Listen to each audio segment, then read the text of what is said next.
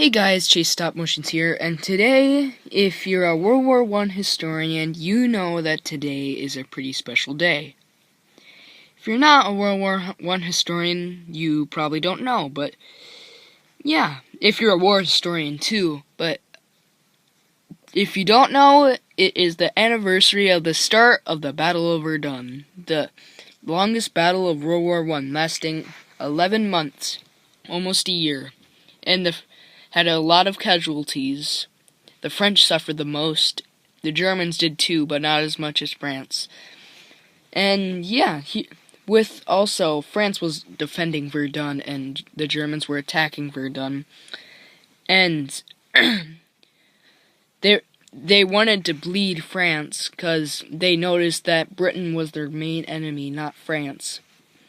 So they were trying to bleed France to get out of the war, but France still held till 1918, till the treaty on the 11th month of the 11th day of 1918. So they also have forts guarding Verdun, and with the forts there were bunkers like observation and all that stuff. And I built all the types of bunkers. They were mostly steel and concrete, but all the types of bunkers. So, yeah, I'm going to show you the first one, which is the observation bunker, or known on the internet as the observation dome. The observation dome, well, represented by the name, is for observation. This plate is supposed to be concrete. It is a 16 times 16 plate. And note that I didn't color coordinate any of these. I'm going to spray paint them. You're going to probably think that's cheating, but I don't have any color coordinated pieces. So yeah, two people would sit in here, I think, and that if they see troops moving or troops gathering, they'll set coordinates to artillery or infantrymen for them to shoot or charge at them. So yeah, here's the observation dome compared to a figure. The observation dome is pretty big, not that big, but it's bigger than a human, so yeah. Next up on our list is the machine gun bunker.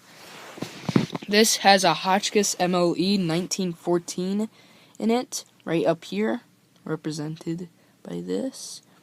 It was, of course, by the name, machine gun bunker. It had a hole right here for another Hotchkiss to go, and had a bunch of vision ports to see for the troops. Yeah, there's really... It'd shoot down infantry, of course. It wouldn't fire at a tank. It could fire at a plane, because planes were made out of wood. So, yeah. Here's it compared to a figure. Oops, I just tore them in half. Just wait. I'm not gonna cut the video because, yeah. But there we go. Here's a figure compared, a British figure. I'm trying to get French figures, but it's really hard to find them. Here's a British figure compared to the machine gun bunker. Yeah, pretty big. Pretty tall. So yeah, that's for the machine gun bunker.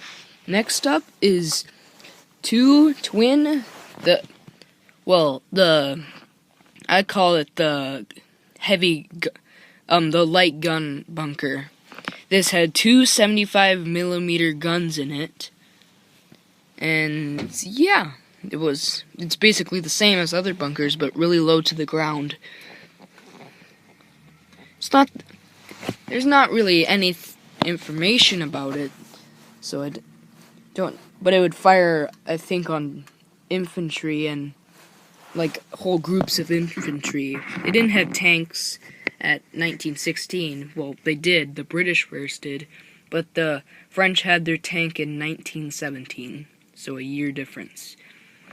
So yeah, here's and it has this little vision port right here for the the people to see out of. Here's the guns. They'd be really synced in, so I don't actually know why, but yeah. Here's a figure compared to the light gun bunker. It's pretty low to the ground, but pretty big. So yeah. Next up is I call the heavy gun bunker, and it has one 145 or 155 millimeter gun in it. You might say that looks the same as the other, but it looks the same basically.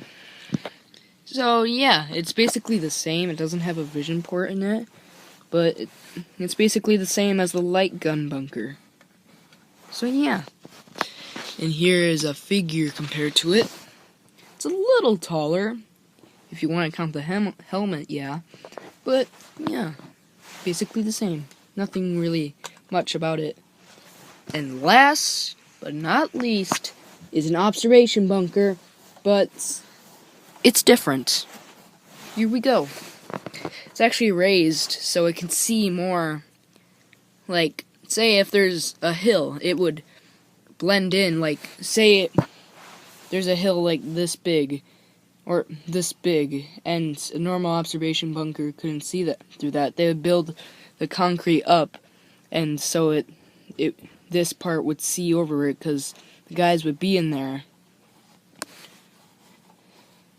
And it's different than the other one because it has one big window compared to a bunch of little windows on the sides. And there's a big dramatic size difference. So yeah. Oh, and there's also an entrance to this. Right here. There's no base plate under it, and there's no interior, because I am not going to take the time and waste pieces just for an interior. And so yeah, that's basically I call it the observation bunker Mark II, but you guys can call it whatever you want. So yeah, that's basically all the bunkers at Fort Demon. I don't think I said that at the start, but all the bunkers at Fort Demon at the Battle of Verdun. So here, I'm just gonna here's like a big pan over of them. Not much. Here's a figure compared to all of them. So you could make some pretty good displays with them, I think, about the Battle of Verdun. But yeah, that's my video about the Battle of Verdun bunkers at Fort Demon.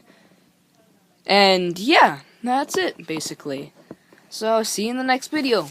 Bye.